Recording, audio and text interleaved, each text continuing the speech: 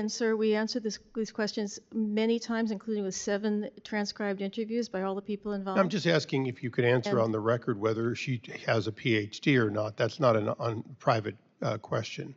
And I think that was part of the gentleman's inquiry. I think I need to defer to the testimonies that have been given by our people under Then oath. let the record show that she did not have it and that those were truthful, that she had lied about it. And we'll let it leave it that way unless we get something different from a witness. With that, we go to the gentlelady from Nevada, Ms. Titus, for her 5 minutes. Thank you, Mr. Chairman.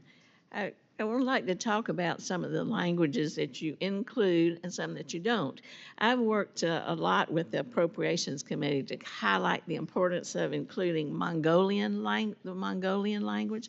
There are 9 million Mongolians out there that are in Mongolia, in Russia, in the People's Republic of China, and we're just not reaching them. And yet Mongolia is a neighbor that we need in a kind of an unfriendly part of the world. They have an opportunity to do independent foreign policy. They are leaning towards the West and democracy. We need to get information they have, and they need to hear from us. I wonder, Ms. Bennett, can you talk about what steps you've taken to try to establish a Mongolian language service? There's a Mongolian caucus here in Congress that would be interested in hearing about that. Congresswoman, I completely agree with you as to the importance of the Mongolian language, particularly as it relates to its neighbors in the People's Republic of China and the issues surrounding it. And yes, we have done a fair amount of study and research as to the feasibility of adding that language.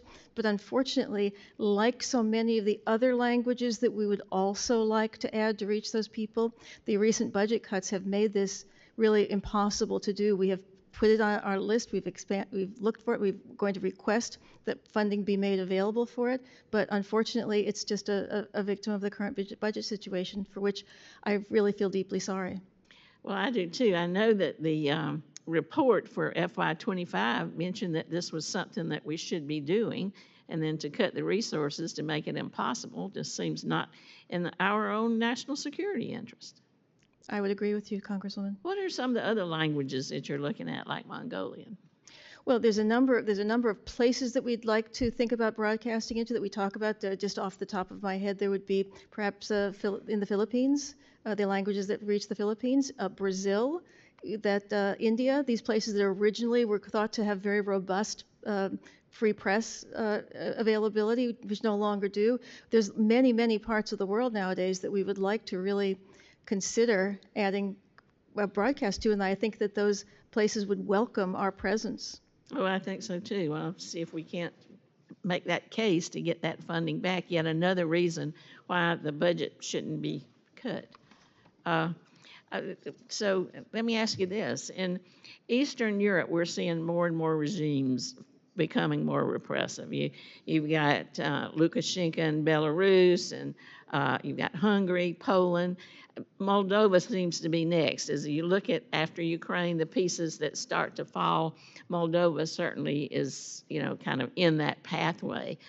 We've got a limited presence there, but despite the fact that Moldova gets an awful lot of propaganda from Russia, could you talk, Mr. Kappas, about some of the maybe bright spots in that region and how we could increase funding there to push back Russian narratives?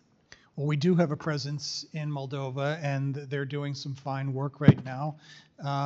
All across that Eastern Europe, and you get into the Caucasus and other areas. I was just in Georgia 3 weeks ago visiting our staff, dedicated staff that we have in Tbilisi.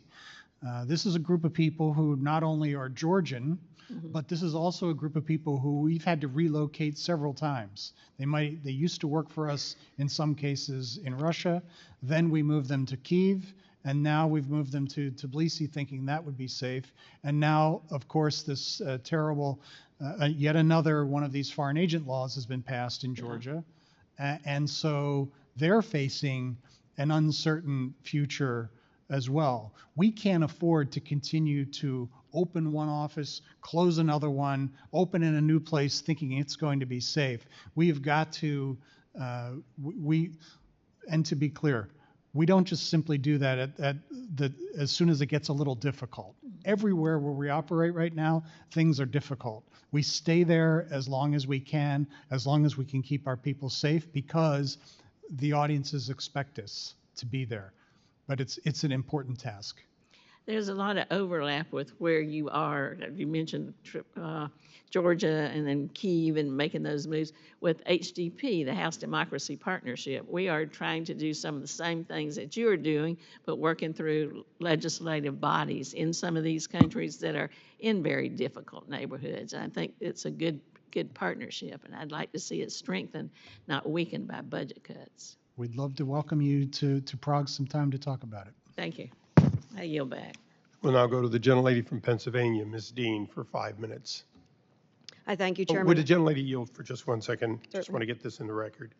I'd ask unanimous consent that documents from Carol Gunsberg